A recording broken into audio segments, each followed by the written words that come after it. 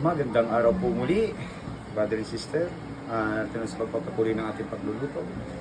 Ang ating naman pong lulutuin ngayon po ay ang liver. I-stick din po natin siya dahil ito naman po ang isa sa paborito ng ating mga dogs.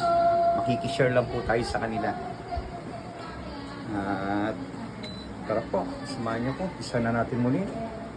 Ilagay na po natin ang bawang. Golden brown lang natin ito.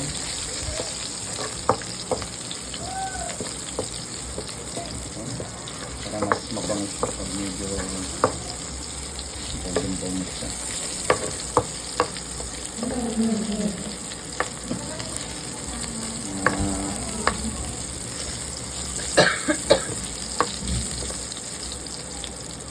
Salamat po muli sa mga suporta po ninyo sa ating mga video.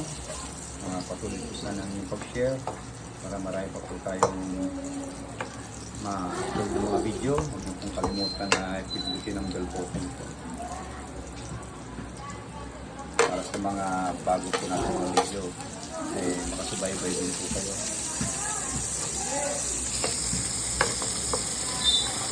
Ngayon po ang inyong pintor ay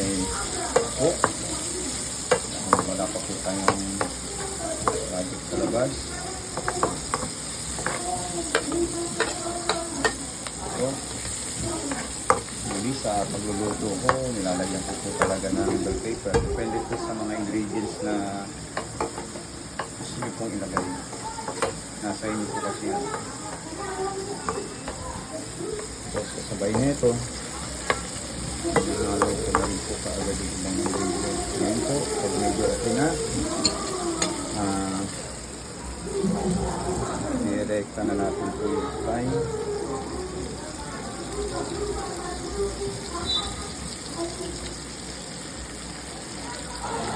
Para yung ating mga ingredients tayo malaro.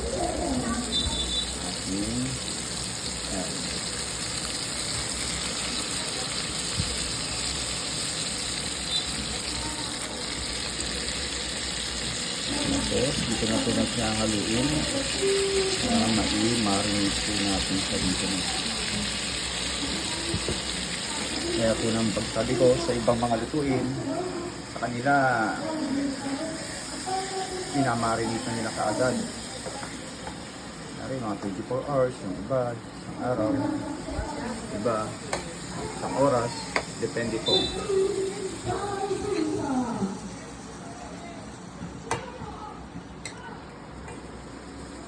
Ngayon, dahil po Christmas at Merry Christmas po, ay baka masyak po kayo sa gintong bilihin katulad kanina.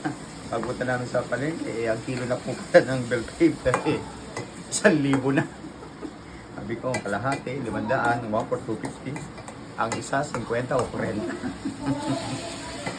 Nakabili po tayo, 2 piso lang. Yan, hinati lang po natin. Dahil lalo na raw po pagdating ng New Year, sabi ng tindera, madagdagan po. Ngayon naman, lalagyan na natin ulit siya ng mamasin.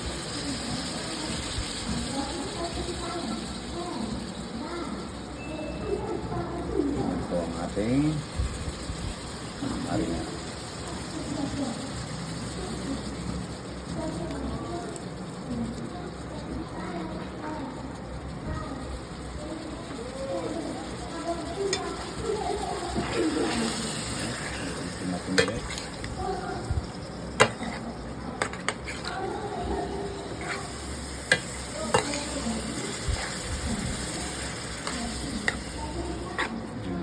Medyo panuhin nyo po ng konti para yung patay is buo po.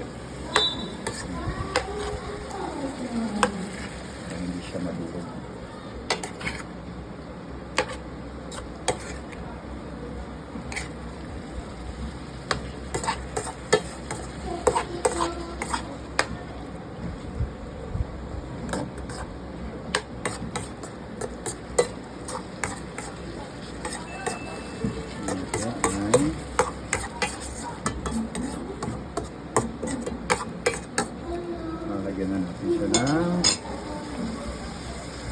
toyo lang po. Kasi meron na tayong mga sitaw. Depende po yan sa inyo kung hindi nyo nalalagyan o lalagyan nyo po. Nakakalimutan ng suka. Hindi yung iba po sa paglalagay ng suka, naglagay na po sila. Huwag po munang tatakpan kaagad para yung singaw, makasingaw po yung suka. Depende po kasi yun eh. Yan ang suka. Then, sasabay na po natin na kahit kalahati lang po ng patong water. Kasi gusto po ng aming dogs. Sabaw. Dagdagan daw po natin na-request kasi Para sa aso. nagpapagatas po ang aming Lester ngayon dahil siya po ay nanganak na. At kailangan niya po ng pagatas.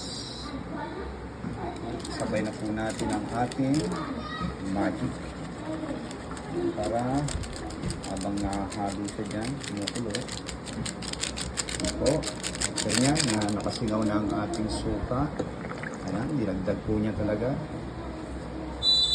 Lagyan natin ng ano, lagyan natin ng egg para kumulo.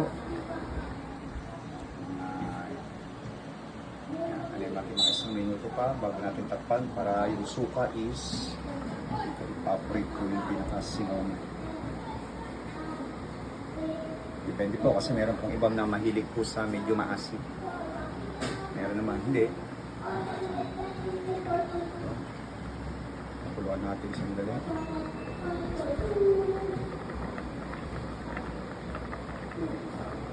Yes, pwede na po natin siyang takpan. Pakuluan po natin sandali. At sa mga sumusuporta po, salamat po sa inyong lahat at Merry Christmas po. At advance Happy New Year na rin po. Nawa po sa susunod na taon, patuloy po kayo sa suporta sa ating mga video. Like, po, share na rin po para marami po tayong subscriber. Dumating po ang panahon, tayo naman po ang makatulong sa ating mga subscriber. Ito po, ito ang inyong lingkod at nagsasabing maraming salamat at God bless you.